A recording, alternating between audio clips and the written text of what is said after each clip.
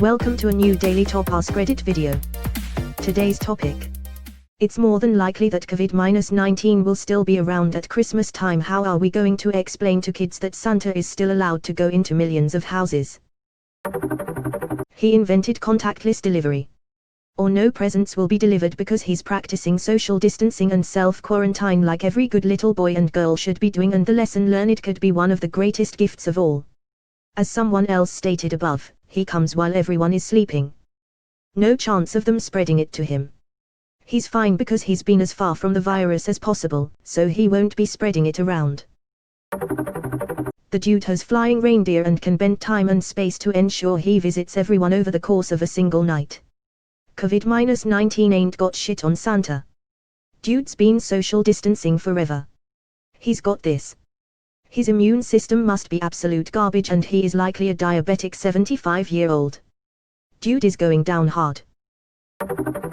Hazmat Santa. NASA has prepared a better suit for him. The Santa Claus. We will see ads with Santa wearing a face mask. Yeah, but will he be wearing it the right way? It seems like it would be difficult to wear it properly considering the massive amount of facial hair. Santa bodies. This is the correct answer. You mean to tell me that the magical man that knows if you've been naughty or nice and delivers gifts to millions of children worldwide in a single night without ever being seen needs any explanation beyond, well honey, he has magic to protect him. Clearly Santa Claus is immune to all disease and does not spread or carry disease from house to house. This suggests that Santa Claus is a paladin or maybe a high-level monk. Either way, I'm going to be imagining Santa Claus carrying around a holy great sword on his back and wearing plate from now on. Santa punched a heretic IRL, so yes, he's essentially a paladin. I think it would be a great excuse to get them to go to bed. Tell them he won't come unless he knows everyone is shut away in their rooms, so he won't accidentally come within 2 meters of someone. Out of all the joke replies, this is actually a good actual answer. Sorry little Billy, but Santa is in an at-risk demographic with pre-existing conditions.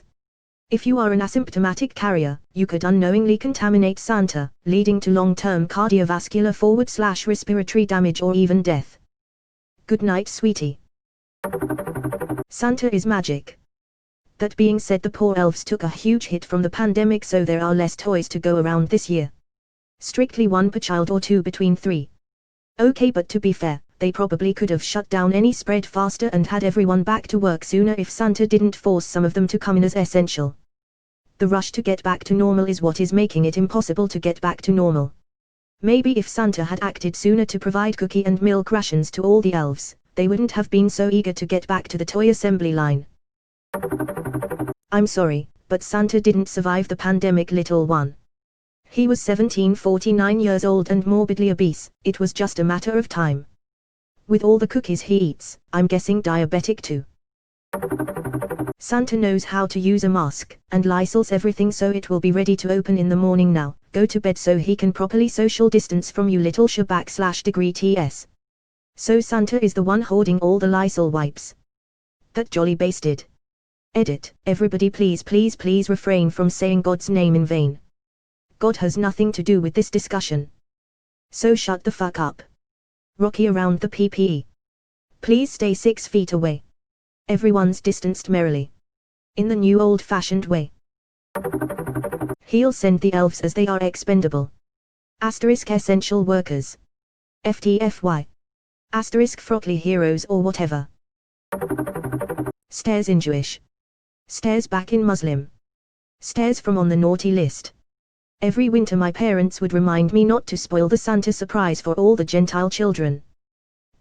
They still believe in Santa. Elementary me, but why? Dude, same. And I went to Catholic school. I felt like some kind of sleeper agent. He's magic, that shit don't fuck with magic. It's magic. I ain't gotta explain shit.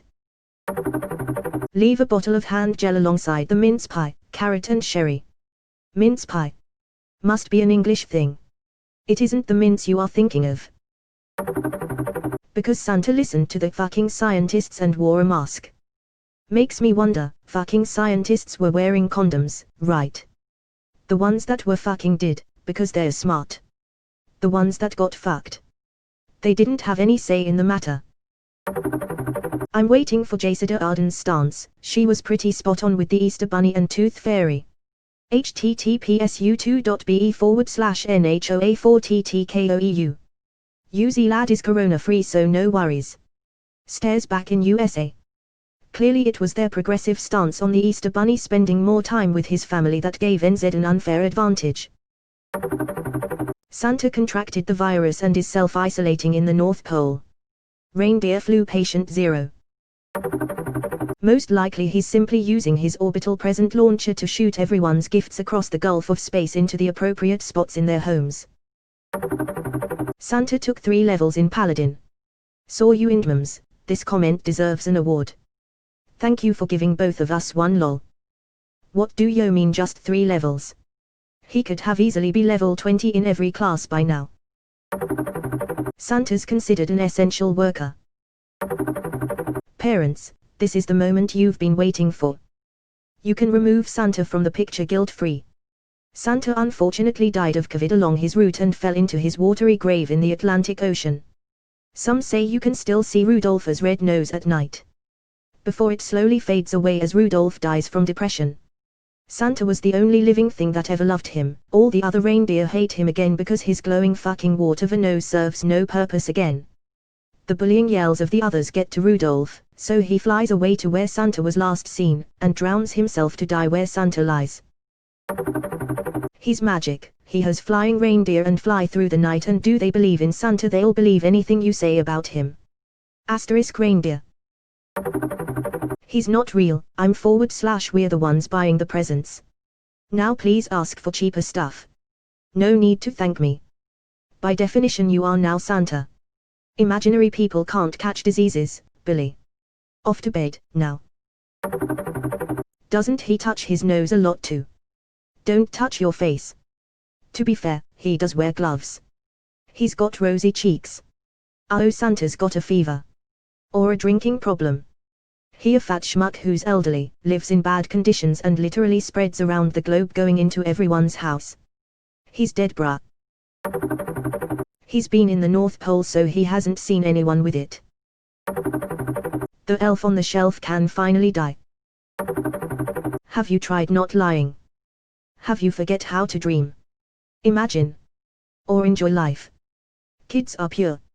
Making up a small, harmless, happy lie about a fictional character to help them stimulate their imagination and let them enjoy the magic of Christmas time is totally fine.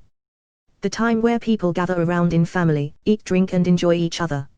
Since we should be perfectly honest with kids, should we told them that all of their family and friends will eventually die, that the cat at home will die soon, that there's people being decapitated, raped and tortured every day in some place. There's a time and place for everything. Kids will eventually learn that Santa is not real when they'll grow old enough and lose interest in the magical sense of Christmas anyway. No need to accelerate it. Have you forget how to dream? Imagine. Or enjoy life? Have you? It would explain why you think any of that requires lying. Kids don't lose interest in the magic of Christmas because they know Santa is fictional, they lose interest because they feel betrayed. Kids who knew from the start that Santa is as fictional as any other fairy tale. You mentioned fairy tales later, but do you actually try to convince your kids that Hansel and Gretel were real? Don't enjoy it any less than kids who were deceived. Or maybe you can explain, as simply as possible depending on age, about the spirit of make-believe Santa without lying to your children.